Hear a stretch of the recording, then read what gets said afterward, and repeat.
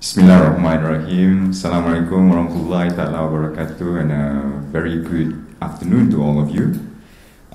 It has always been my good fortune to either moderate or speak in a panel immediately after lunch. So I hope we will still have people awake by the end of this session. But I think with the panel members that we have, inshallah, it will be a very interesting discussion. So our topic is seeking diversification in Islamic investment products. My first question will be to an old friend, if I dare call Datuk Dr. Muhammad Daud Bakar. In your experience since forming Amanie, there has been a number of changes, a number of developments, positive, some maybe negative in Islamic finance. Can you share us in general what are the latest in Islamic finance? What's the in thing now that relates to Islamic product diversification?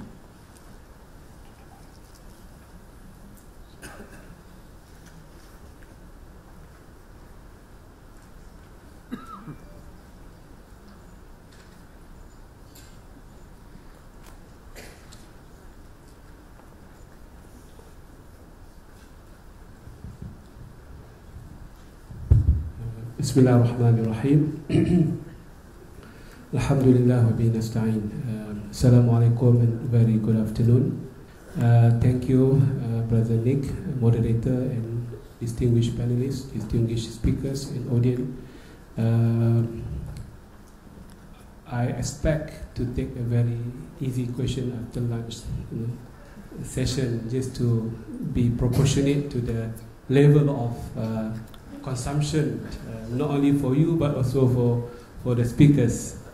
But let me give you a very high-level presentation on the topic on Islamic investment products seeking diversification, because wealth management is a product for wealthy people, for not for retail, but for someone who's able to not only invest in big ticket items but also can diversify his own investment, either as individual or as a family office or as an institution, 2 or 3 coming together to invest in asset that can generate income for them as individual and for the generation to come.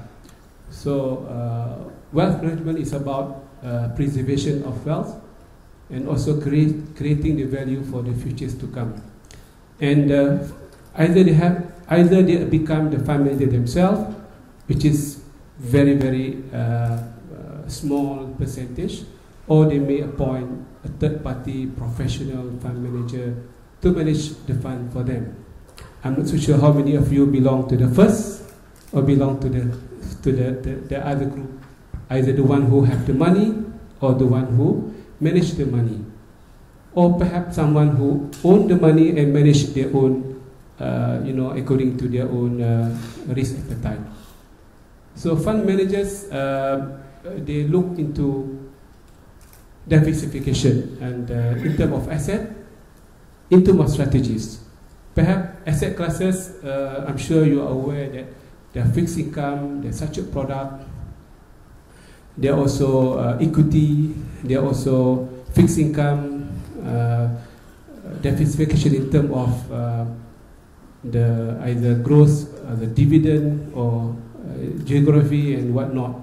When it comes to such a product, there could be a very plain vanilla product, a capital protected fund, or there could be some a bit exotic product like credit deferred swap, for example, which is a bad term in the West, but there are many investors in Middle East, for example, when they buy into the government sukuk, Rasul Khaimah sukuk, Dubai government sukuk, or related GLC sukuk, they try to buy another product using murabaha, where in the case of default by the sovereign sukuk, they can get back the coupon through murabaha link or pay off through murabaha. Some scholars would allow that, some scholars would not allow that because it behaves like very much 99.9 equivalent to CDS, but it is structured under murabaha link product. So when the corporate issuer defaulted the payment coupon, they can be compensated or protected or preserved, if you like, under the murabaha structure, quality murabaha structure. Strategies, again, many fund managers, they try to give something new to the market. I will stop at this point, Nick. Basically, we have seen many mutual funds, which is quite plain vanilla, no rocket science whatsoever, but a mutual fund cannot give you the diversification because you are taking the risk of one asset and one currency. So now people are developing and talking about fund of the fund. It's not feeder fund. Feeder fund is again not rocket science. You just put 100 million ringgit Malaysia and you fit your investment in either UK or US and as a currency and then investing in property or stock. This is a feeder fund. There's no active management by the original fund manager. But I'm seeing now in the last 3 weeks in Europe, in Middle East, in fact we had a good discussion with someone from London and Switzerland to create what they call fund of the fund, where the Islamic fund will invest not in the companies but in multiple funds. Fund number 1, fund number 2, fund number 3, fund number 5. So they have at least 10 different funds. Having under the fund, they say 10 companies. It's private equity fund, most of them. So when they invest in 10 funds, they have 100 multiple, 100 type of companies under the knees. Give them diversification in terms of geography, in terms of currency, in terms of risk and whatnot. From Sharia, we have to create a new screening methodology. We cannot be using the plain vanilla stock screen methodology because we are not screening the companies, we are screening the fund as a one portfolio. And one fund has 5 or 6 or 7 kind of underlying companies. Some of them standalone and compliant, some of them might not be compliant. So how do we address this issue? Because Islamic investor, we are lacking in terms of this kind of product that can give strategies in diversification. I think I will stop at that point and perhaps we can take more easy question later on. Thank you. Thank you, Dr. Daud. I think that was a brilliant answer. I'm particularly, I suppose this is probably an early warning that we'll be coming back to talking about screening methodology afterwards. And it follows nicely into my question to Cik Radzuan. Now, from the stats that I have from SC, when it comes to funds, 40% of it are in equities, 23% are in fixed income, 31% in money market. Now, these aren't exactly sexy products or something new. At the same time, there is an imbalance in terms of unit trust that's less than 1%, 0.9, and private equity funds, which are, well, in most developing countries or in developed countries, PE fund is the lifeline for the economic development.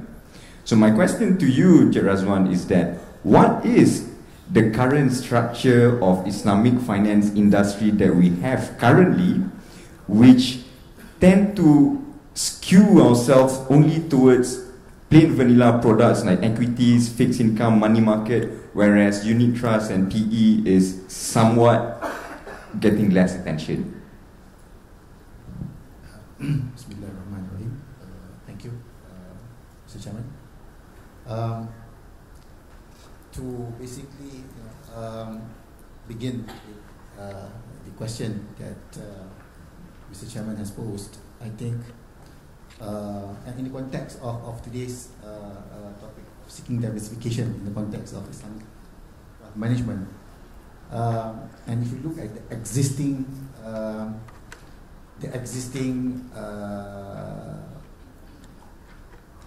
state of the industry, right, in the context of Islamic capital market in Malaysia, yes, we now basically have an Islamic capital market with a size of about 1.6 trillion ringgit. The Islamic equity portion of it has a market capitalization of about 1 trillion ringgit. The Sukuk market have a size of about 600 billion approximately, right? The Islamic fund management industry, asset under management currently stood at about 110 billion ringgit, and the number of Islamic funds is about 300 Islamic funds. That's about 30% of the global number of Islamic funds available. But having said all that, right, now predominantly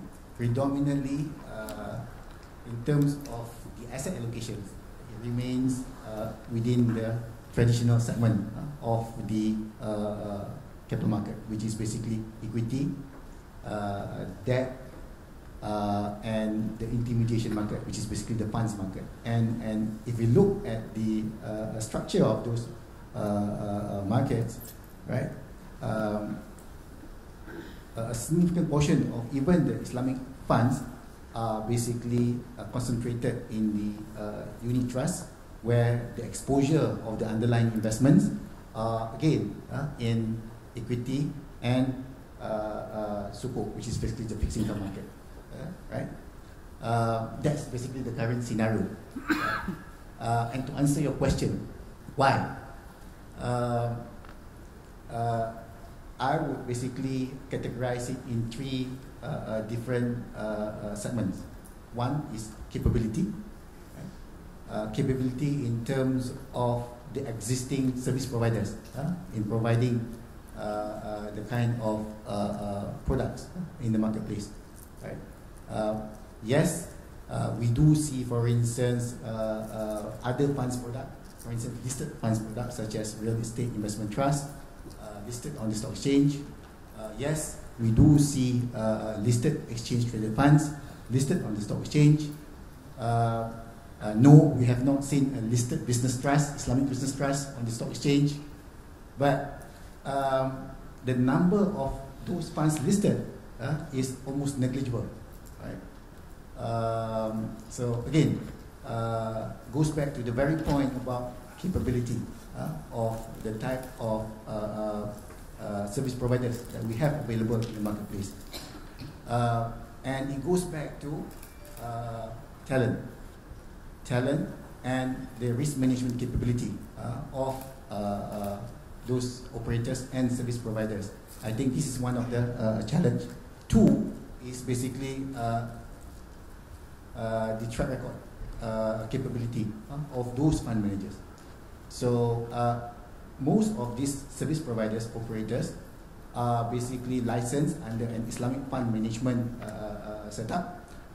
Without they do leverage on for instance the names of their parents, for instance, from overseas. You have BNP Paribas, for instance, right? They do leverage on the names of the parents. But when you basically try to basically market your products or even offer the products in the domestic market or even market outside Malaysia, the primary challenge is basically having the necessary performance track record in trying to attract investors, not just domestic investors, but also especially global investors. Now, to give you an example, the state of the industry, right? Less than 3% of the investors' holding are basically from foreign source, right? Less than 3%. So that is the degree of our players of having the capability to attract global investors outside Malaysia. Right? Now, and this links back to scale and sustainability, right? Because without scale, you will never achieve sustainability in terms of your business, and that lies the challenge in terms of developing the Islamic fund industry in Malaysia.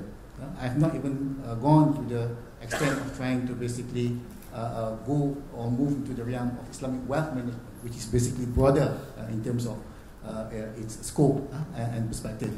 So I think I'll stop there for the time being in terms of the issues. Thank you, Radzuan. I think I might be coming back to those issues that you highlighted in terms of capabilities as well as track record. Something that I've been hearing for the past, 15 years. We still don't have a track record. My next question, I think, dovetails nicely from what Dr. Daud and what Radzuan said to Angelia.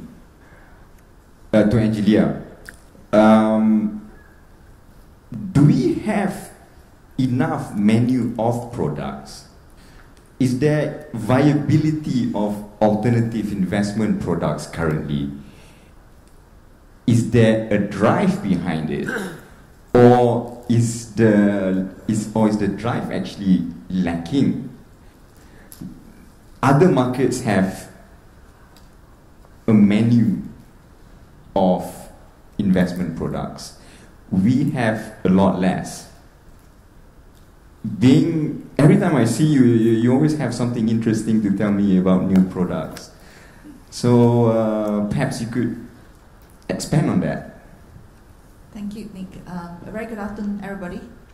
Since I'm the only portfolio manager sitting on this platform, I'm also very honored to be amongst very distinguished colleagues here, whom I work very closely with. So I will just add on to what you've said. I think there is enough diversification of products in the market. We have a lot of Islamic Sharia-compliant equity products. We have Sukuk products in the market. We have Sharia-compliant private equity. We have Sharia-compliant real estate, or even Sharia REITs, which is listed in our Malaysian Stock Exchange.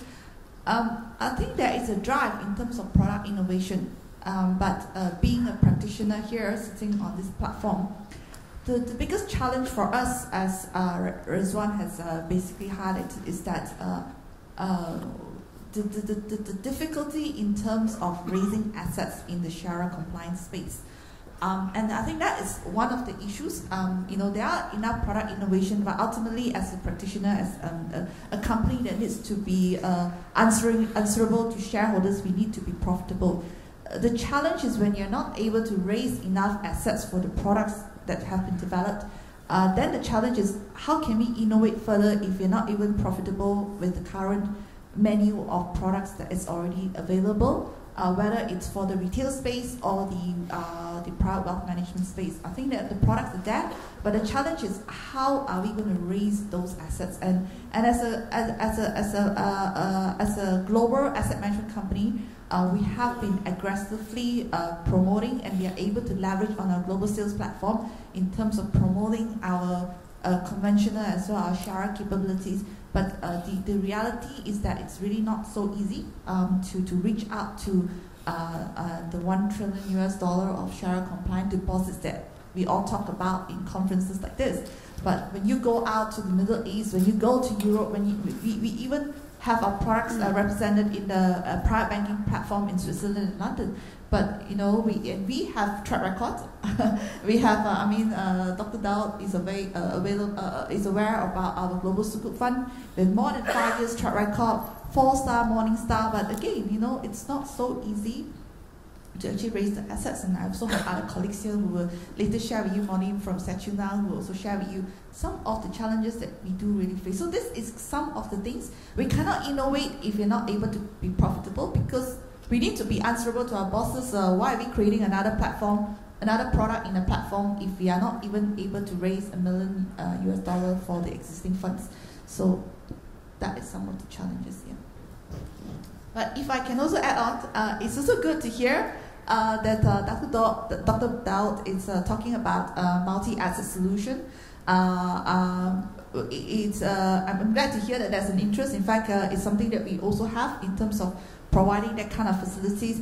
And in fact, it's actually good because we have clients request for wanting a fund that we can wrap up into investing into different mutual fund. But the challenge again is coming back to this question. There are not enough Sharia compliant funds in the platform, large enough, sufficient track record that we can actually put into this multi-asset solution. So some of these things are also some of the challenge when we want to look at a multi-fund solution or a multi-asset solution. Thank you. Okay, I'm conscious of time. We have 15 minutes left. We're supposed to end at 3 for Q&A. So I'm going to give a question for all three members of our honored panelists. But I will also perhaps add slightly more to each of you as a follow-up to your earlier answer. The question is, the Muslim population in 1990 is 1.1 billion, and the expectation is that by 2030 there will be 2.2 billion Muslims. We all know Muslims comes from all walks of life. I myself just got back from rural Sarawak and found out that a lot of those people there don't even have bank accounts. Some of them don't even know what an ATM machine is. Muslims. So my question to all three panel members would be, with 2.2 billion Muslims expected in 2030, are we giving them the products that they really need? Do they really want to invest in? Do they even understand equity investment? Is this, or are we just targeting the intelligentsia? An additional question to Dr. Daud would be, if you could expand a little bit on the new screening methodology. There will be ijtihadi in most cases. And for Radzuan, I'd be interested to know about one of the reasons you said that we have this problem is that we don't have track record. I've been hearing that for, I don't know, 15 years at least. Can we still use that as an excuse that we don't have track record? And finally, for Angelia, on top of my question about Muslim population and whether we are serving them the right product, when you said that the menu of product is not profitable, what happens then? Will the product be completely shut away, or will it be revisited at some point or another? Dr. Daud, please. I think for the first question, we have to put the product on the shelf for everyone, rural area or civil or in the cities, low income, medium income, high net worth. So everyone has their own portion to participate. But the problem, perhaps not only in Malaysia but many parts of Islamic countries, is the accessibility to the financial product. And perhaps technology would solve the problem. They might not have the bank account, but they surely have a mobile phone, for example. So we have to leverage on mobile technology, either cloud or sun or whatever, use whatever technology to make it happen. So this is my brief comment. We have to put all the products available for everyone, even before they got, born to this world.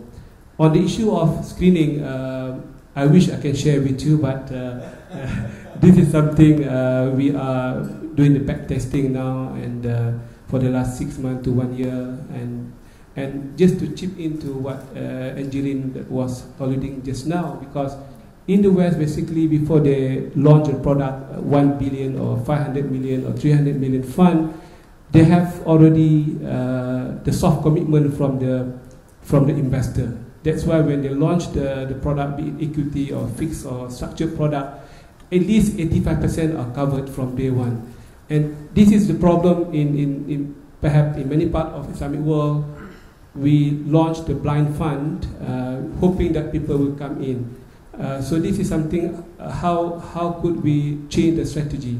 In fact, I was coming from Dubai this morning, just arrived, and we had a meeting yesterday in Dubai, one of the clients in US, one of the big banks. They have successfully closed their one of private equity fund, not using equity though, using murabaha, interestingly, because the companies are not compliant in terms of financial ratio, but they're compliant in terms of core activities, health, energy, and healthcare. One of them is mobile dental, moving around the rural area to fix for the children with the government payment, make a lot of profit. 1.2 billion close. Now they are launching another 2 billion, and 600 million committed already. So this is in Saudi, in Kuwait. So 1 week roadshow, they have 500, 600 million committed. So make the management, the shareholders happy to launch the product. In Malaysia, somehow, correct me if I'm wrong, we are struggling to do that. Munaim is here from US. Average Islamic fund, what, 100 to 200 million US dollar, ringgit. So does not make sense for the research, for the innovation to kick in, because you have to spend time on that. So this is something that I wanted to comment on. The screening, I think when the time is right, we can share with you. It's not rocket science, but you have to put some screening, Sharia expertise, and some back testing to show that you have enough universe for you to launch a fund to invest in. It's going to be 3 funds of the world. We have, let's say, 600 funds of the world. Perhaps 1/3 of them should be compliant, then you can go ahead with that stop. Thank you. Saudara Radzuan. Yes, in terms of lack of track record, certainly PNB has been, has been one of the lucky ones. I've been one of the lucky ones who managed to basically develop the kind of track record, and at the same time leveraging on the global brands that they have. But unfortunately, there are also majority of the licensed Islamic fund management companies today do not basically have the opportunity at the benefit of what, for instance, BNP has in terms of developing the track record for them to basically attract liquidity, not just domestic, but also liquidity outside of Malaysia, global liquidity, so as to basically sustain the business of the core business, and I think that's crucial, right? And one core component that supports the development of the track record of this fund management service providers is basically seeding, right? The seeding by institutions, especially big institutions such as pension funds and whatnot. Now, if you look at the structure, the mandates that's given out by these big pension funds or these big institutions, most of it are basically private mandates. Private mandate as in, a significant degree of control by the seeders, right, over the fund managers. And this doesn't help in terms of showcasing the track record of the fund managers, because they can't go out there and share the sort of information, track record performance with their potential investors, right? As opposed to, for instance, the seeding are made in the form of fund structures, right? So a fund manager, a fund operator launches a fund structure that is global in nature, with certain interesting strategy, right? Either regional or global strategy, and basically it being seeded by the big institutions. and it helps them in two aspects. One is basically in terms of providing the initial seeding that will sustain the business so that they can go out and have their funds marketed and distributed. Two is basically, convincing the external investors that basically you do have local support in launching those products. Because the first question that the global investors or external investors will ask, where is the local support? Where is the domestic support in terms of your own funds, your own Malaysian-based funds? Right? That's on the track record rate. So I think we need to be more ingenious and innovative in terms of looking at how basically we can design an effective seeding strategy. We could perhaps find a new model of how we can basically assist the various service providers out there. And the cost of doing business is not basically cheap, especially today. Not just basically due to the need to comply with domestic requirements, but you are also indirectly required to comply with international regulations. Some certainly imposed on you by just one single country, right? The US basically imposes its requirements for tax evasion on their residents, but the implication of that is on the whole global fund operators, right? So the cost of compliance is increasing, and these are hidden costs, right? Not alone, having to comply with systems requirement, for instance, right? Just to ensure compliance with those regulations. So just to touch a little bit on inclusion, financial inclusion, inclusiveness in terms of providing access to investments to the retail investors, small investors, the mom and pops. I think much needs to be done. On a global scale, much needs to be done. Right? Of course, Malaysia has the benefit of a long history and track record in terms of giving access. I'm sorry, Radzuan, I need to interrupt so that Angeline, just 2 more minutes and then we can pass to Angeline. Yeah, okay. If not, we'll be missing our time. Yeah, so Malaysia has the benefit of basically a long track record in terms of providing access to investments to the small investors. But I think on a global scale, much needs to be done in terms of providing the kind of access. And not just access to investment, but also access to capital.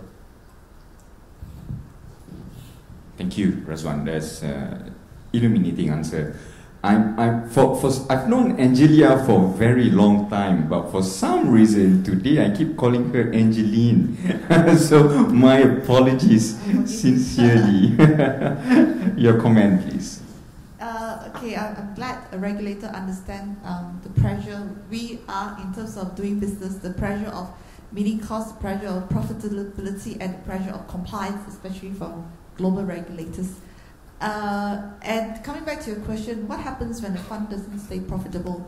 I think it has happened. There are funds that have to close because they're not profitable, and there are fund management company that has closed, and it has happened.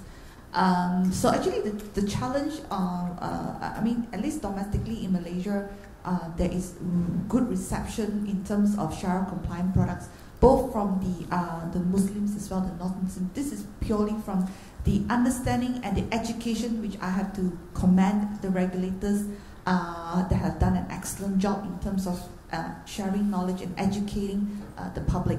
That caused them to be more receptive to Sharia compliant as well as non-Sharia compliant products. I myself, I invest in Sharia compliant products. I have a takaful coverage myself. So it's because we understand this.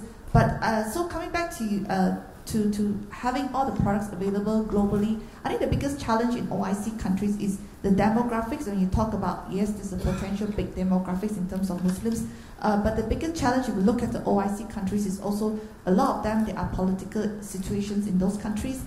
Education is an issue. Even we talk about Middle East being the wealthy, but we also know the reality in the Middle East, for those of you who have been there, is that it's not the whole country that's rich. There are a lot of very poor people there. And I think it's important that we understand the concept of savings and investments and a thing. Therefore, the regulators also need to play an important role in terms of educating people about savings and investments, and from there on, you can then introduce the various investment products to the market. So I think that's very, very critical in terms of developing the space, whether it's conventional or Islamic. So closing funds, it's up to your shareholders whether they want to close you or want to close your funds. So those are the challenge that we face, but the outreach is there for us. Thank you. Well, we're exactly at 3 o'clock, which is our Q&A session, and I'm happy to report that most, if not all of us are still awake. So well done, guys. Okay, so Q&A. First question, please. Gentleman in front. Can someone pass him a mic, please?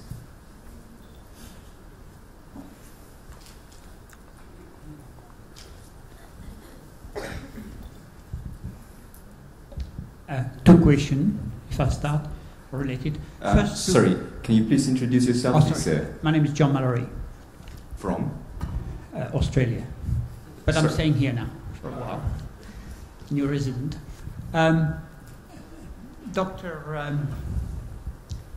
Bakar, right? Daud, is it? Daud? Yeah, okay. Do you have the same type of conversation in Dubai as we have had here? First question. The second question, which is related to that, will the implementation of ASEAN toward the end of the year provide some kind of answer to those questions by giving scale to access cross-border customers? And if so, what time scale are we talking about? What do you?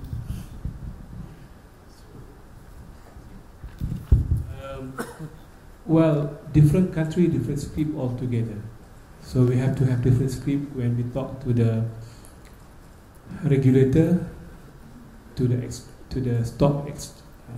to exchange of the market. Nasdaq, for example, different from DFM, different from London, different from Dublin, and so on and so forth. So different script, but we have to understand the script to be discussed over there.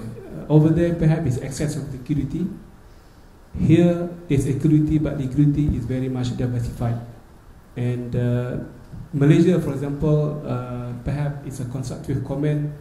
I think banks over here, they don't promote wealth management. They promote consumerism.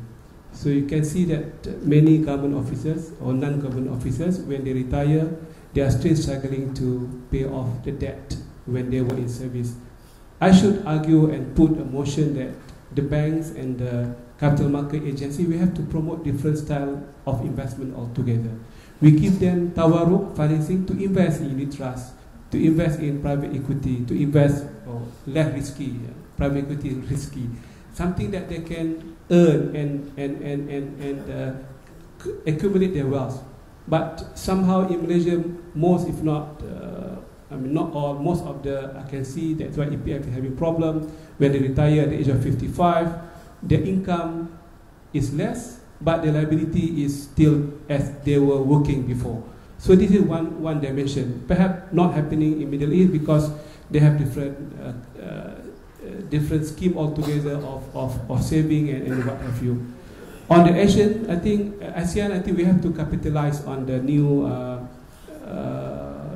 community. Malaysia is the chairman now. There are many products that can be called pan-ASEAN, if you like, sukuk be it. And ADB is there to support all the Sharia compliant.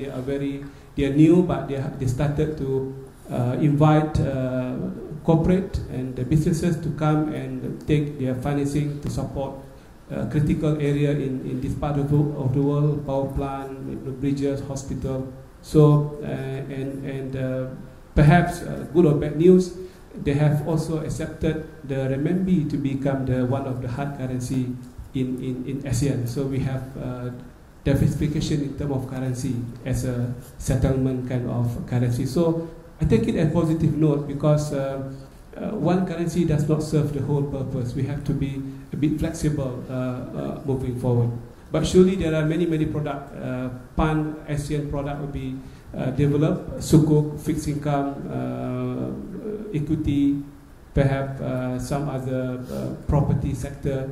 But we need someone to really put the data, analyze the data, and to see where the trend at the moment. Perhaps the trade financing should be one of the best aspects, because trade financing is very active over here, and easily most of SME are not being funded at the moment, neither by the bank nor by the fund. Perhaps sometimes the corporate delayed the payment, and they are suffering. Not because they don't want to pay. Government, for example, they promise to pay you 120 days, sometimes they pay you 180 days. So 60 days different is something that you can capitalize. And perhaps a fund to be created to finance, if you like, the factoring and reverse factoring.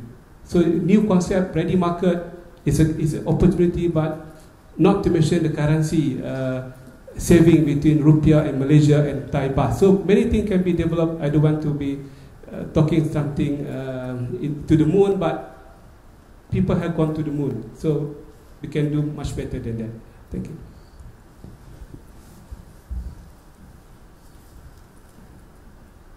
That was a very good answer, actually. I think it's probably more thorough than what I was expecting. Next question, please. Thank you very much. Rodney Wilson in CF. One observation and two questions. Dr. Daud talked about funds of funds. My observation, however, would be the problem with fund of funds are the management charges. There's a charge for the fund, and then there's a charge for the fund of funds. So you have to generate quite a high return to sort of cover all the fees, essentially.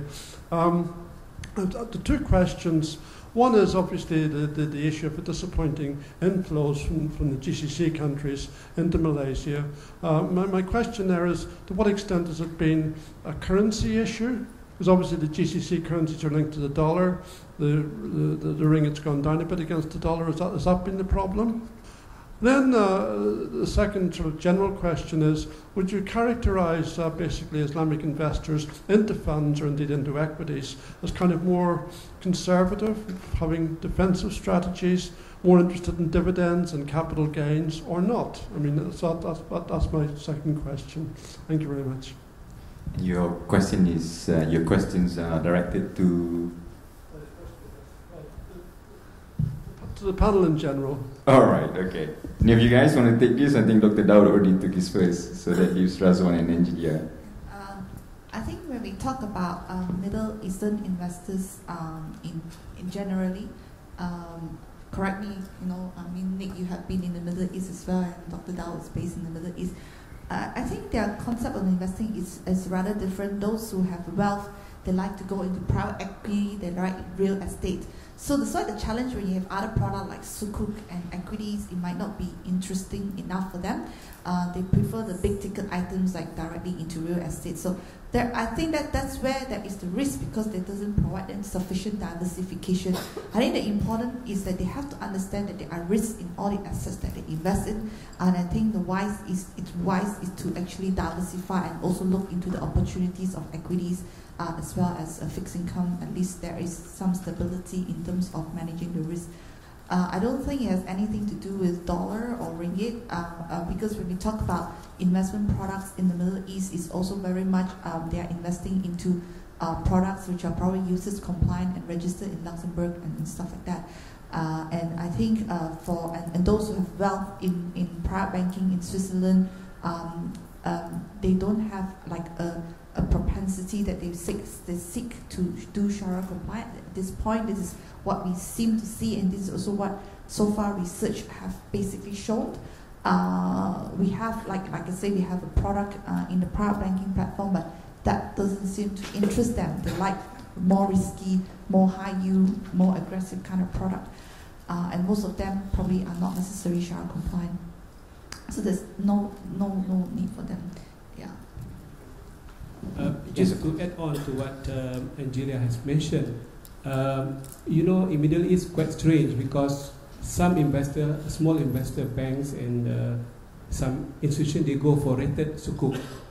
Because for them, rated sukuk is safe, but giving very low yield, 3%, 4%, make no sense for them. They will put the money in the bank and settle. They are looking for something which is of higher risk, like Angelia mentioned that perhaps Majib Al-Futtaim, unrated sukuk.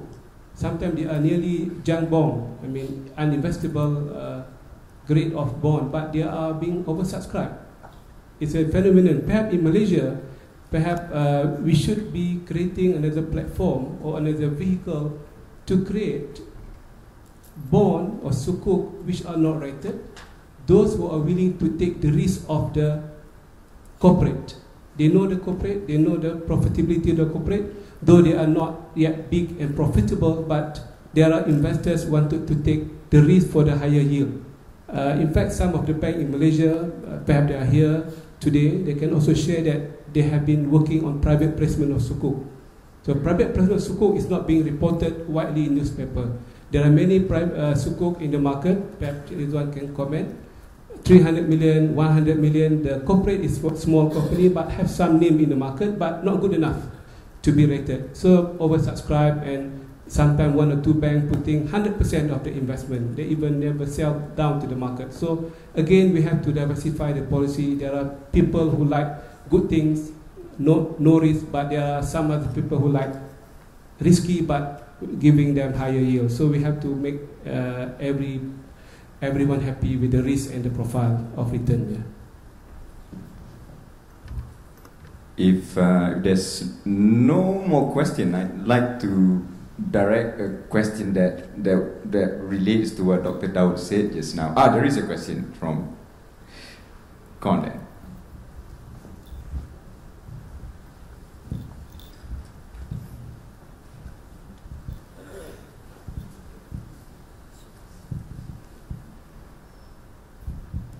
Yes, and I'm afraid another question for Dr. Daud. Just following up on a question from Professor Wilson about the funds of funds management fee and level of tiers of fees. Wouldn't it be more transparent and certainly more cost efficient, and perhaps with an equal degree of diversification to go through ETFs? Any problem with that? Actually, there's none. There are actually funds we are created that are buying ETFs. There are funds that are created. There are multi-fund platforms that are investing into funds. And if you have a big enough money, you can even appoint an advisory to pick the right managers in terms of managing different asset class, a different style for you under the structure. So when you talk about paying fees, so it's very important. Sometimes you don't have enough time to do your research into the right type of fund for you based on your profile. So therefore, you probably use this kind of service to help you to screen through the universe of funds. And because why they charge a fee is because they have to maintain the data. Sure, but yeah, with your respect, you can achieve that with an ETF at a much lower cost base. Yeah, but then so you don't need a fund of funds. No, not necessary. But then you will understand that it's passive, right? So it's therefore so it depends on the client. Some clients want ETF, some clients want fund. Some they have a big enough money, they can appoint multiple managers. When I mention about fund of the fund, I'm not referring to mutual fund. That's why ETF is no more relevant because very passive. That's why we have to share the fee with the different managers. I'm referring to private equity. If you were to set up your own fund, you have to pay more expenses. So it's good for you to pay a bit higher, but you can have different exposure across the globe. If IRR is every 50% per company, plus minus, you can see the snowball effect to the fund of the fund. Number one. Number two, now I'm getting old already. Forget. Joke of to Syed Osman Habshi.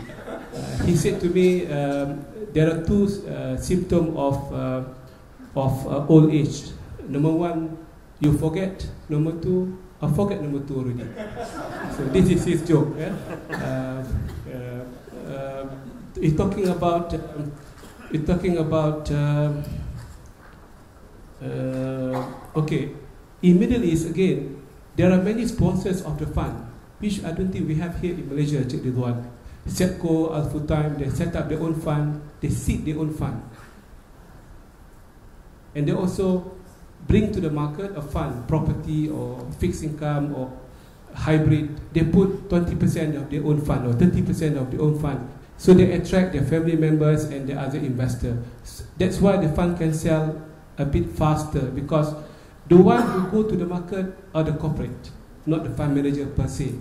We have not seen that in Malaysia. We have not seen Malaysian Airline put up the fund, or Asia put up, I mean, just giving an example, not exactly the Esro, for example, or perhaps Khazanah. Khazanah has not launched their own fund for that matter. They just borrow the money and invest in some other fund. But so we have to see how could we create a more momentum. PMB, for example, you have your own CD. I knew that was coming. Yeah, okay. So perhaps PMB is a good example. They have done their job since 70s, but their job is to democratize the opportunities of investment, which they have done greatly. But in the future, we might need PMB the second to mobilize the money for investment purposes, high risk technology, solar, all the technology driven, with some incentive from the government for them to invest. And this money will be invested in new economy of Malaysia, for example, because we have been able to elevate the poverty issue in Malaysia. Well done, but we need another new fund coming to really develop the whole country using private equity fund. The last comment is that mutual fund, sukuk fund, with all respect to the colleagues, I'm also part of them, is very much plain vanilla. So we have to think of something else. Private equity fund, the engine of the growth, SME fund, the trade financing fund, and I don't know what have you, to create a new fund altogether into the market. And we need to, and I agree with Angelia that seeding is very important. We need to identify the angel that can support from day one. Otherwise, we do the prospectus, we engage the lawyers, share an advisor and whatnot, and the fund cannot take off, and it will be a waste of time and energy. If I may just rewind a little bit to what Datuk Dr. Daud said and direct this question to Radzuan. One of the issues that has been going around is unrated sukuk. As you well know, both the rating agencies in Malaysia is clearly not happy with that. But from a regulator's perspective, what do you think? Normally, regulators doesn't give a view regard to this. But I think we looked at it from a regulator standpoint. Basically, I think we looked at it from the perspective of the level of maturity of investors out there. Right? If there have been basically demand from the investing community, especially with regard to a market where it is basically participated by investors who are sophisticated enough to understand the varying degree of risk in relation to the products available in the marketplace, then certainly in terms of timing, I think that's where basically the SC is moving towards allowing for dismantling the requirement for mandatory rating and to allow for unrated papers to be issued by issuers in the marketplace. It goes back to the level of maturity in terms of the marketplace, especially investors. Yeah, it does. But what does SC think about this? Basically, you can't say that SC has no opinion. Regulators have no opinion. You gotta have an opinion on a matter as important as this. The SC responds to the marketplace, basically.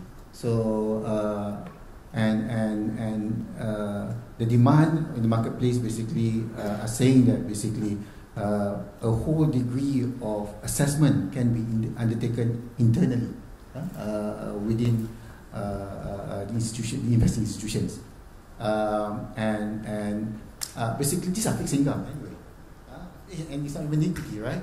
Equity, you even lost capital for investment, and these are fixed income. Right? It's just a debt instrument where there are obligations to pay, as opposed to equity, there's no obligations for you to pay, right? So from a risk standpoint, it's less risky than equity. So this mandatory rating technically is just a small issue.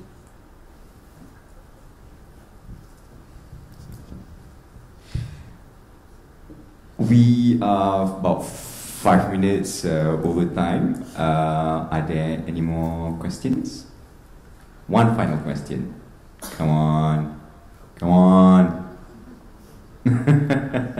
Okay, I guess that's it. I would like to thank Datuk Dr. Muhammad Daud Bakar for spending time with us. We know how busy your schedule is, so I'm grateful that you're here. Thank you, Radzuan, for being the representative from the SC. Thank you, Angelia, for being a representative from BNP, and thank all of you for your excellent answers. Maybe we can give them a hand.